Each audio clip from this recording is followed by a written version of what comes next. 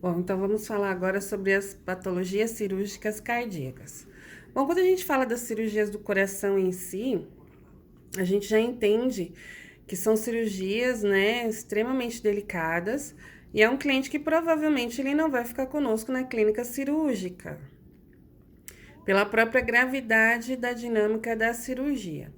Então, a princípio, esse cliente vai operar, ele vai para uma UTI ou para uma semi-intensiva. Depois de alguns dias se recuperado, aí sim ele pode ficar conosco na clínica cirúrgica. Então, os principais motivos que podem levar a cirurgias do coração, vamos aqui para a primeira parte, tá? Que a gente chama aqui de revascularização do músculo do miocárdio, que a gente já aprendeu em enfermagem médica quando a gente falou do infarto, né, da angina pectoris.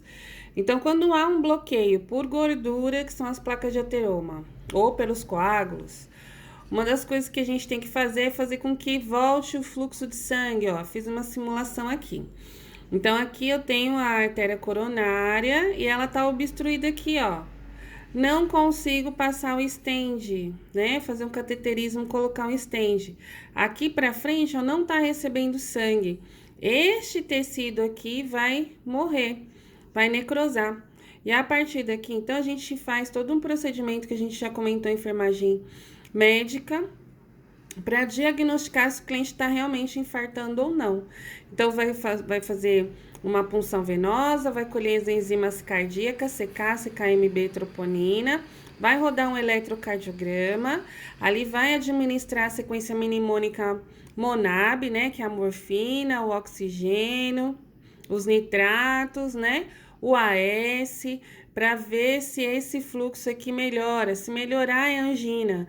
Não melhorou, o cliente está infartando. Aí vai precisar fazer ali o cateterismo para saber qual local que está ocluído.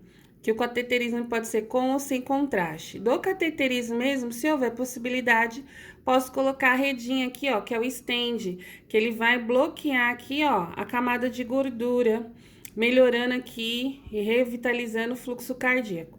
Se não der para fazer esse tipo de procedimento, aí se faz um desvio, ó, que é a ponte de safena.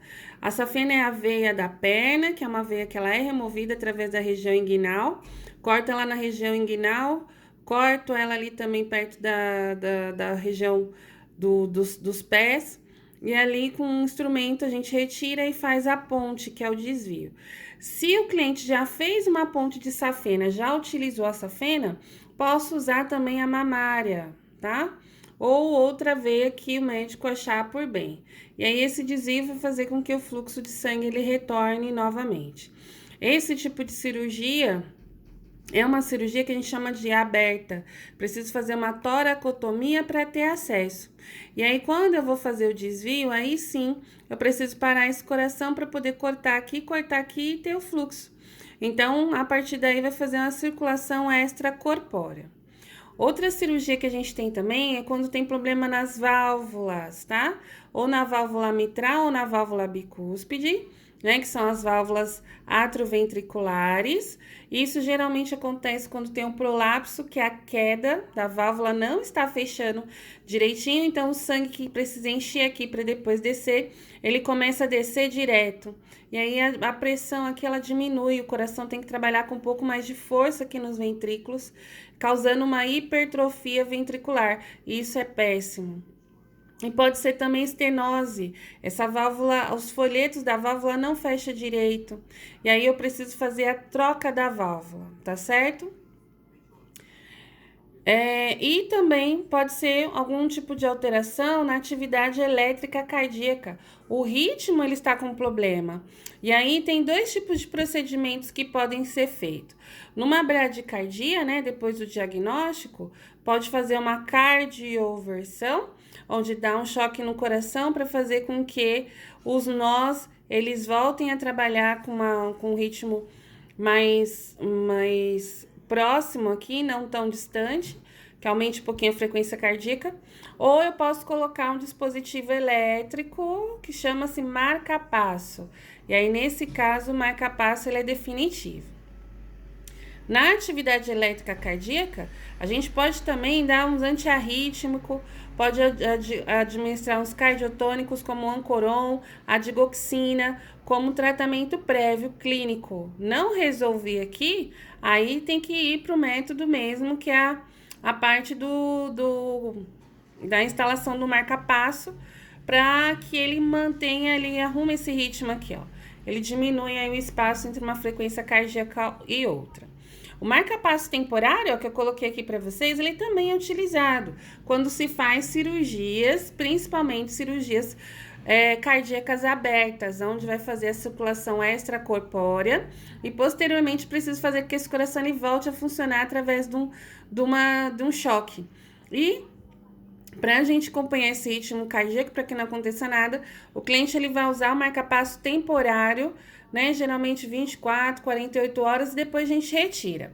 E aqui eu fiz um desenho do marca-passo, depois eu vou mostrar para vocês. Então, aqui, recapitulando, né? Quando o cliente ele tem um infarto, geralmente pode ser por embolia, por placa de gordura ou de coágulo, e ali eu tenho uma obstrução dos vasos que irrigam o músculo cardíaco. Vou fazer o exame chamado cateterismo para poder diagnosticar. Se houver possibilidade, coloco o stent. Se não houver possibilidade, aí a cirurgia vai ter que ser aberta, que aí vai fazer a ponte de safena, e se não tiver mais a safena, vai ser feita a ponte de mamária. E aqui eu vou precisar fazer uma circulação extracorpórea, né? Que é o sangue circulando fora do coração, para que o médico ele consiga fazer a operação aqui nesse coração. Que aí a gente chama aqui, então, cirurgia de toracotomia, para que eu tenha acesso aqui ao coração. Se o problema for insuficiência na válvula, ou na mitral ou na bicúspide, a gente faz uma troca de válvulas.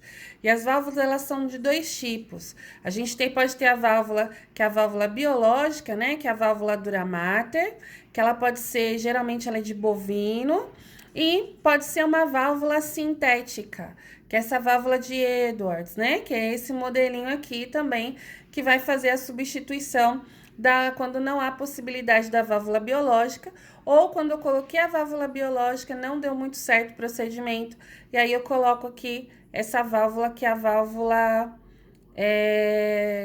uma válvula sintética.